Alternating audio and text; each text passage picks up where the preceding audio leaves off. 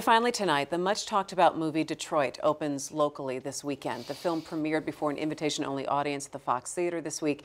The movie depicts one of the tragic events during the 1967 rebellion in Detroit, the killings of 3 black teenagers at the Algiers Motel. The 3 white police officers charged in the case were acquitted. Detroit adds to the ongoing conversation about racism and the sad chapter in the city's history. But first of all, I want to kind of ask both of you. We've been living now in this last several weeks of everybody talking about 67, the coverage in the Detroit News, the Free Press. You guys live tweeted what it was like or things that were happening 50 years ago on that day when it started. And I want to get from both of you your reaction to what people have been saying or talking about how 67's been covered 50 years later. And I'm going to start with you, Stephen. Well, I mean, it's been covered a lot more extensively than any other anniversary I can remember. 10 years ago, we barely marked 40.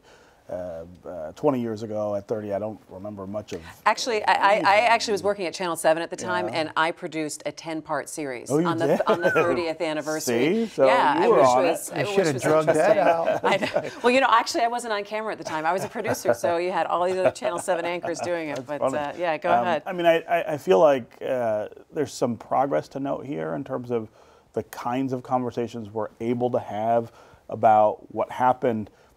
Why it happened, the run-up to things happening that way, and of course what's happened since. And there's been a sophistication to that I think we deserve some credit for. And that's not just media. I think lots of people have played a role in trying to shape that conversation around fact rather than myth. There have been so many things that we've told ourselves for so long about what happened in 67 and why that just weren't so. And I think we have moved away from those pretty substantially during this sort of reflective period. What's been your reaction, Nolan? I think the fear going in that was that it would reopen old wounds and be, you know, exploitative. I think it was the coverage has been very enlightening, informative, and you think about most of the people who live in this community, black and white today, were either not alive or too young to remember 1967, and there's not been a great deal of, I mean, you wrote a column saying you didn't hear about it until you were like 10, 12 years old. And 6 or 7. Yeah, whatever it was. I mean, it's not,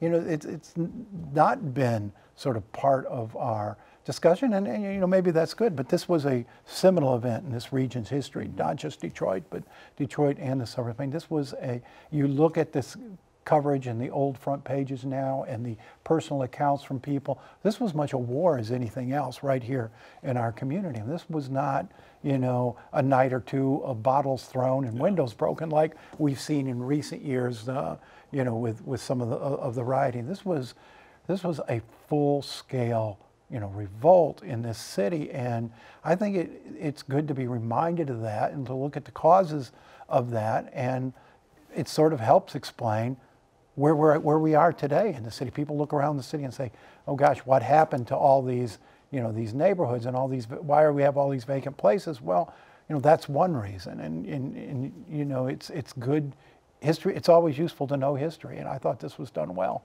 Yeah, and with the movie Detroit coming out, you know, people are always, whenever anything like this about Detroit, people brace themselves for, okay, what are people going to assume, and is it going to be good for Detroit's reputation to, you know, to be the story put on the big screen, and maybe some liberties here and there told with things, but what do you think this is going to mean for the city?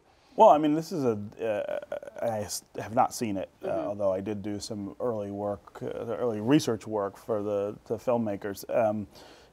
This is a really, my understanding, a wrapped account of one of the pivotal incidents of the 67 uprising, this incident at the Algiers Motel where police literally terrorized, and I guess you see a lot of that on the screen, and it's very visceral, black teens who they were supposedly accused of being snipers. Turned out they weren't, and then ended up killing some of them.